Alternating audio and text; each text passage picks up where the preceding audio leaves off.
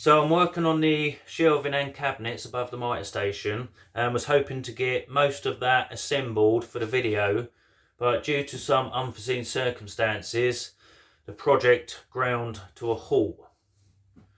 We had to take one of our cats to the vets and have her put to sleep. She was 19, so she's had a good life and she's going to be greatly missed. So after that, I weren't really in the mood for doing anything in the workshop. So I'm going to upload what I've got and call it part 1. And part 2 will follow in the very near future.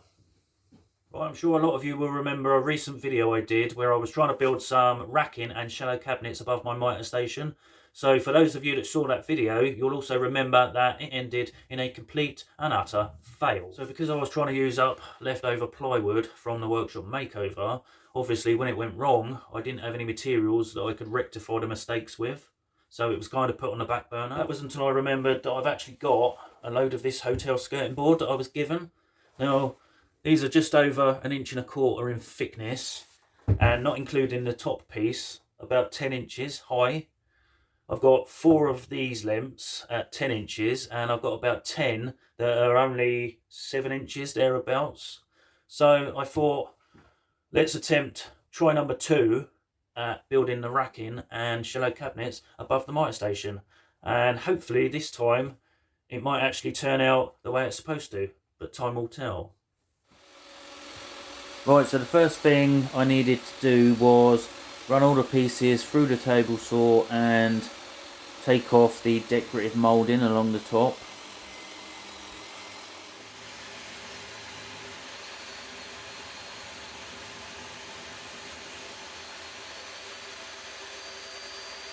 Then I could flip the pieces over and clean up the opposite edge.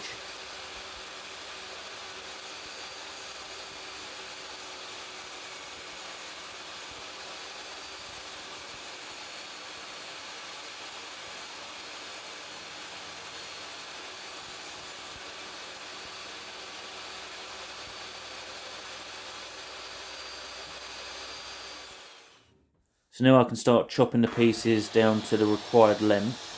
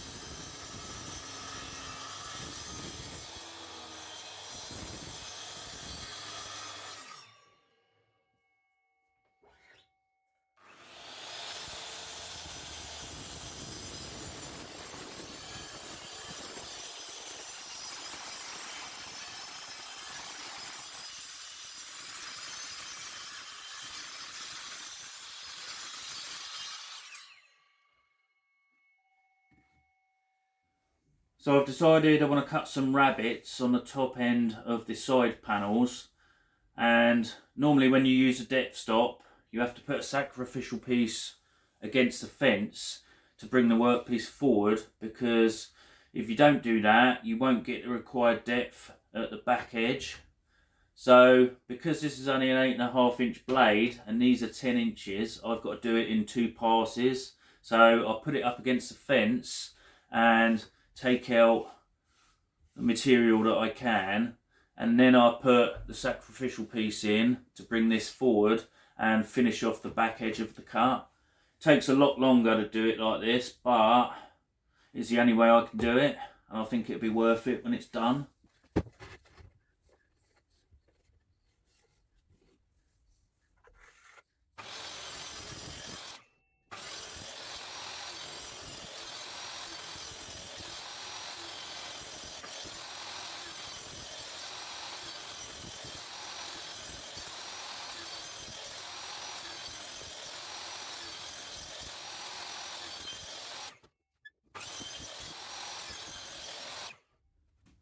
So you can see what I mean, how it slopes up at the end.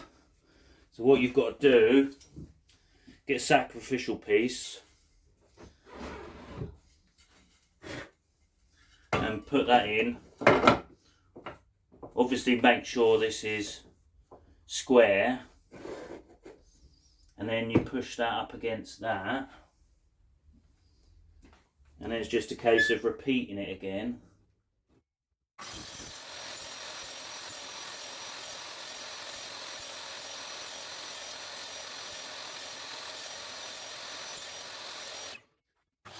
So here I'm cutting a dado in the side panel to accept the lower part of the cabinets, and I'm doing that on both side pieces.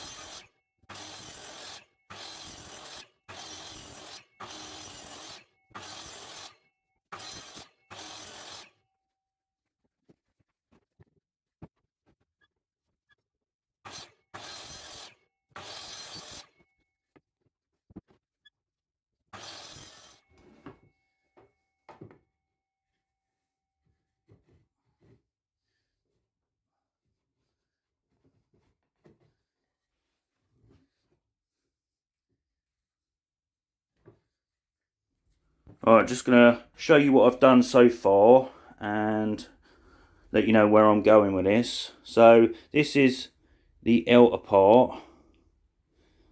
That bit is where I'm going to put some doors on and make some cabinets, and then down here there's going to be some uprights across, and then individual shelving or cubby holes, however you want to look at it. See that that's where I've done the rabbit on the side panel either side to accept the top panel, and I'll put a dado which is going to add a little bit more strength to the lower part of the cabinet. When I decided to build these cabinets and racking, shelving, cubby holes, the first plan I had was to use these old pine doors from our bedroom units. That was until I realised that the Euro hinges that are fitted to these are quite small, a lot smaller than the ones I've actually got left over from my old cabinets. And the way they were fitted onto our bedroom cabinet,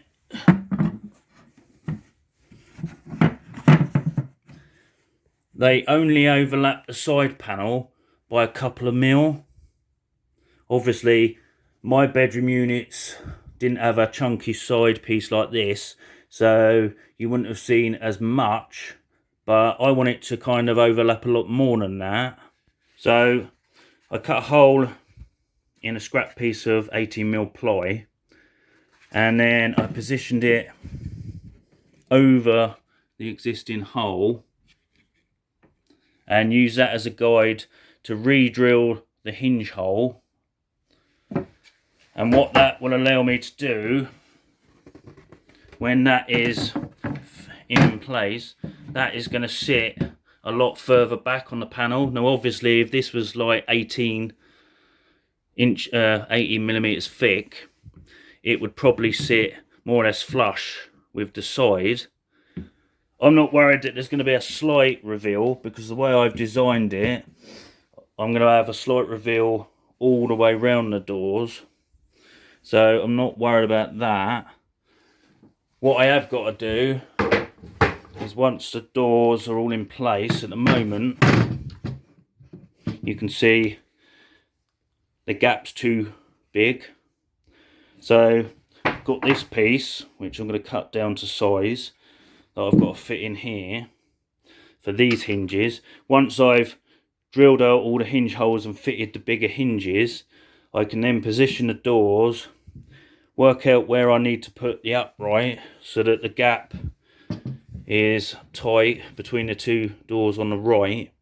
And then once that's fitted in, I can then work out the overall length and then just take a bit off these. The only reason I did it this wide is because that is the exact width of the bench on the left of my mitre saw. But it doesn't matter if I have to cut it down a little bit. So it's a lot more work involved. But the fact that I can use the old doors along with the skirting boards and make some shop furniture, I don't really care how long it takes.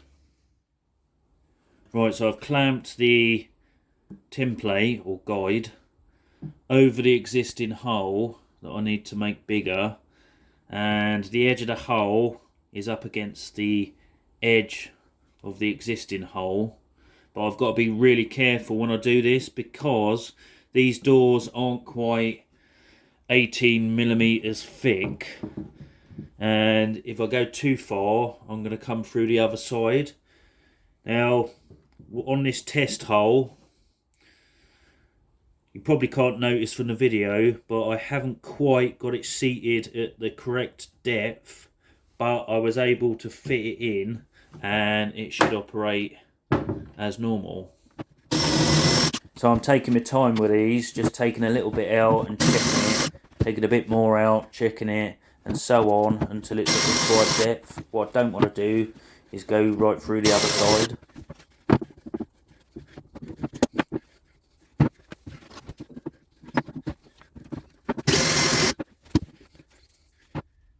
So with the holes re-drilled, I can now attach the bigger hinges.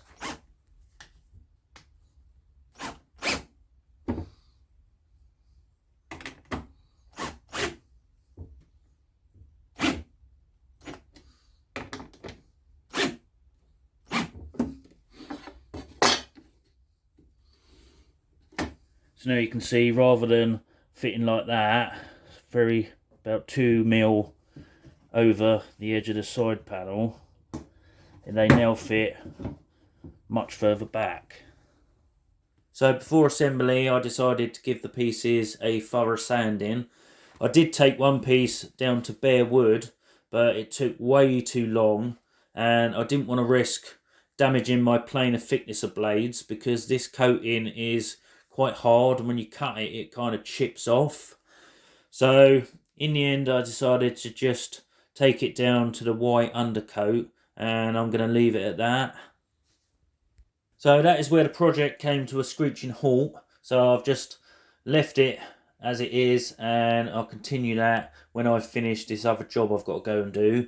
So I'm just going to round up all my tools, and I'm going to be doing that for the next week. So stay tuned for part 2. Right, well there you have it then guys. Obviously didn't get nowhere near as much done as I was hoping, but due to the circumstances, that's just the way the cookie crumbles. So hopefully I'll be able to get back on with that project, and I'll upload part 2 as soon as I can. So as always, if you liked the video, give it a thumbs up. If you didn't, give it a thumbs down.